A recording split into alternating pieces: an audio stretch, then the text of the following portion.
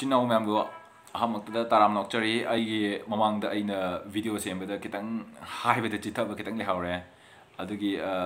kenogi especially maroina ai keno important yam important oi haitare ko finger position gi haitare ai mamangda samdamna di pangre finger sigi kubi je mayai da thambiyu sigi back side sida mayai da thambiyu aduga finger position tarakani hai adugi poto ai mamangda di palawdre mamangi pareng si kamai tawroga finger position ta hangadino haibdo ai ngasi hojik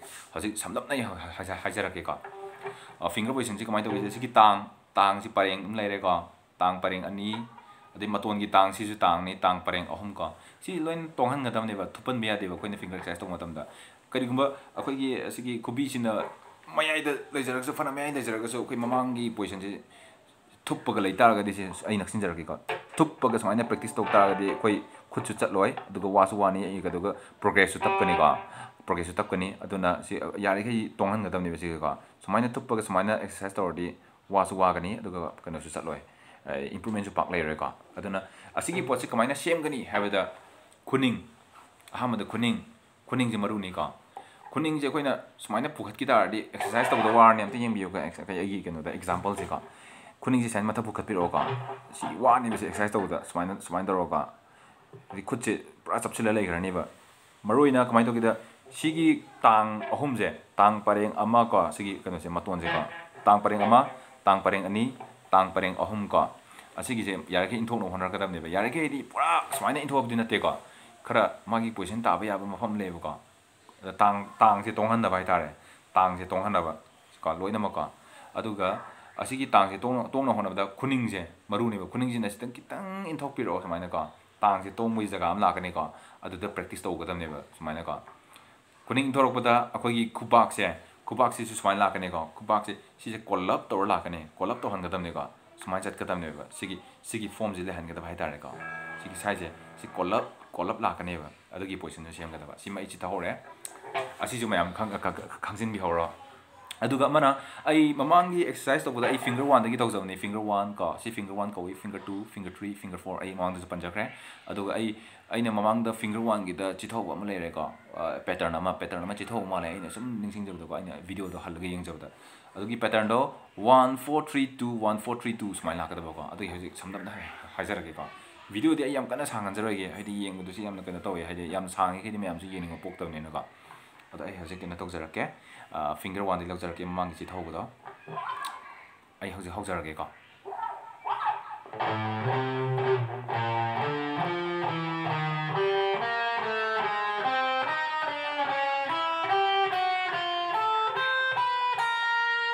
one four three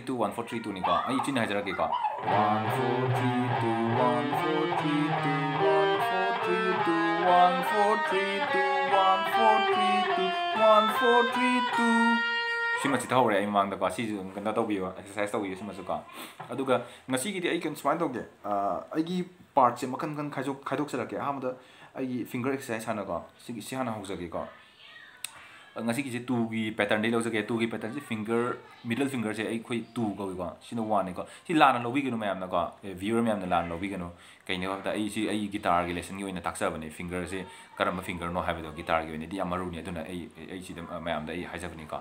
2 ga wi 1 ga wi 3 ga wi 4 ga wi ka for example 1 2 3 4 si gi se aduna ai mayam na si ule na mayam na lana lobi genu ka aduna ai hojik aina marak thatnai gan thajage aina hojik ta aise ayamba finger exercise ni adugo court khak paijaba haitaba kamu su yaram bi ai adugi su keno da comment section da dum bibiro court pai bi su din taksar ke marak thatna dum ai dum marak ta na hapchin jarake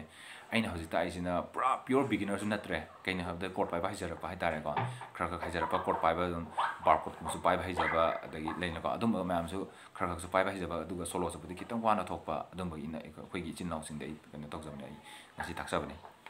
ai hojik keno dagi finger 2 dei lawjage pattern na 2 1 3 4 ko ngasi gi lesson oina ko 2 1 3 4 is lawjage hamda takna khongjage ko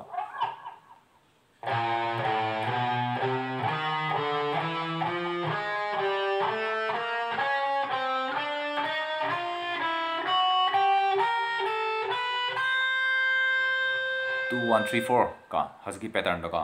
ai hojik namwa har khongjage 2 1 3 4 2 1 3 4 2 1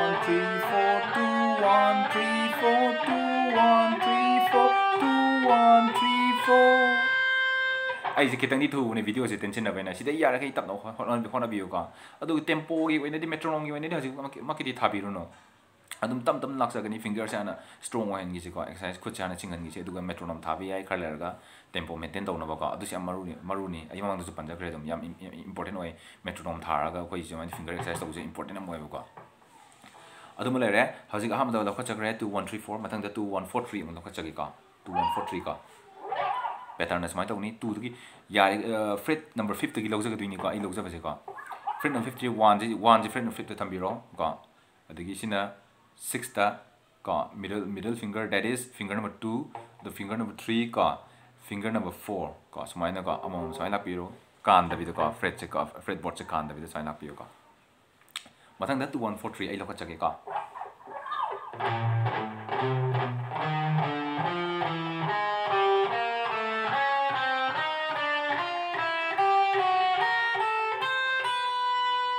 2 1 4 3 2 1 4 3 2 1 4 3 hand ꯆꯠꯄꯅꯦ ꯑꯩ ꯆꯤꯟꯅ ꯑꯃꯨꯛ ꯍꯥꯏꯖꯒꯦ 2 1 4 3 2 1 4 3 2 1 4 3 2 1 4 3 2 1 4 3 2 1 4 3 ꯀꯣ ꯑꯗꯨꯃ ꯂꯩꯖꯔꯦ ꯁꯤꯁꯨ ꯇꯞ ꯇꯧꯕꯤꯌꯨ ꯑꯩꯅ ꯇꯧꯔꯤꯗꯣ ꯈꯤꯇꯪ ꯊꯨꯕꯅꯤꯀꯣ ꯍꯥꯏꯗꯤ ꯚꯤꯗꯤꯑꯣꯁꯤ ꯁꯥꯡꯗꯅꯕ ꯃꯊꯪꯗ ꯑꯩ ꯂꯧꯈꯠꯆꯒꯦ 2 3 1 4 ꯀꯣ 2 3 1 4 ꯁꯨꯃꯥꯏꯅ ꯇꯧꯕꯅꯤ ꯄꯦꯇꯔꯟꯅ 2 3 1 4 ꯁꯨꯃꯥꯏꯅ ꯂꯥꯛꯑꯅꯤꯀꯣ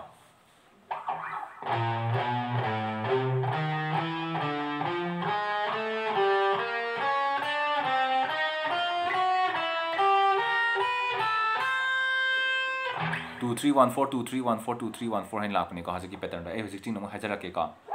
2 3 1 4 2 3 1 4 2 3 1 4 2 3 1 4 2 3 1 4 2 3 1 4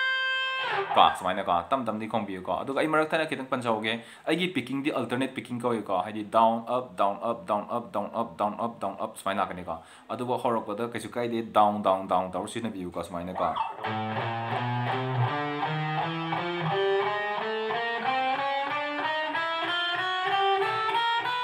ꯀꯣ ꯗꯥꯎꯟ ꯉꯥꯛꯇꯅꯦ ꯑꯩꯅ ꯍꯧꯖꯤꯛ ꯈꯣꯡꯉꯤꯗꯣ ꯑꯗꯨꯕꯨ ꯑꯩꯅ ꯑꯃꯨꯛ ꯈꯤꯇꯪ ꯀꯨꯏꯅ ꯈꯣꯡꯉꯛꯄꯩꯔꯥ ꯈꯪꯗꯦ ꯑꯗꯣ down up down up down up 시기주 거나 비킹이데 닥자라게까 아니 hojik maki oinadi exercise oina dam ai makhata sathajage koina hojik tawbodo 2 1 4 3 tawgre 2 1 4 3 ka 2 3 1 4 2 3 1 4 tawgra male aduga 2 3 4 1 tawgada 2 3 4 1 hajika ai lokacharake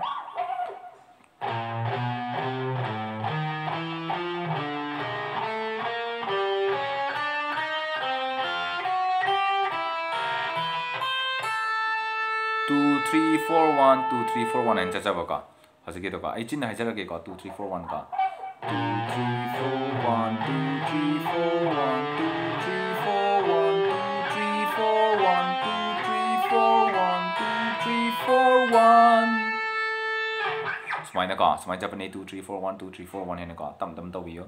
mathangda 2 4 1 3 laksake ka 2 4 1 3 sumai lakuni pattern na 2 4 1 3 sumai lane ka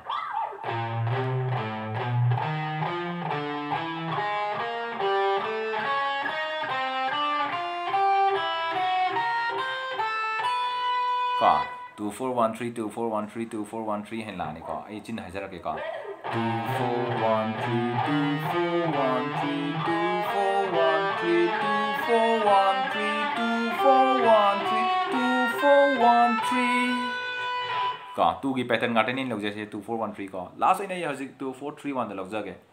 2 4 3 1 जे तौद्री माले का 2 4 3 ए चित्र को से मथंग दम सब केना तौजर के मथंगी part दम हफ्सर के का 2 4 3 1 का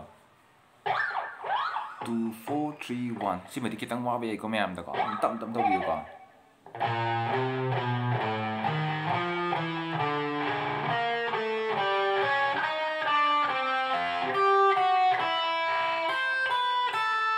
का 2 4 3 1 2 4 3 1 चिन्ह हजार के का 2 4 3 1 ओके 2 दगी लगु दबा 2 4 3 1 चिन्ह हजार के का 3 1 2 4 3 1 2 4 3 1 2 4 3 1 2 4 3 1 2 4 3 1 sumain chat kada baka two gi pattern je sina sum do sila je adum sina sum kafi orani haidi more than enough orani exercise to boda aduma lere aduga matung ta bada ai matangi keno da part 3 digi finger 3 digi ai lojage ka finger 3 digi ka sigi si matang part ai losinam hana hona jage aduga ai tam tam dum taksage natradi step by step natraga de adum chokan kan gragadi haidi improvement pak lai roi baka aduna yari gai exercise sing se loina mak su no ba tawiba aduna khai fe ka exercise di makan makan mam lai gre not only chromatics na taba mam atopa liga to ka ne mam lai ka adu se ai dum matang matang taksar ke ka aduba ngasi gi damak tadi ai sidai sida kaina no yatan nizara ge kaino adum video se sang adi mam si yeng ningwai ba ka aduna mayam na chithau ba lera su adum kaino ai comment section da drop to bi ro adagi sumai to haning ai di kaino akoi gi beginner sing hai di chord pai ba hai ta ba kamu sing se dum ya ne dum ai drop to bi ro chord pai ba gi su ai marak ta dum hapsar ke aduga ai yari khai ai best level da ai na khangja ba khara se ai dum kana to na ba mayam da ai share to na hona jagi chinna mai dum ta ka ngasi gi di kaina na ba ya tang ni jari thank you so much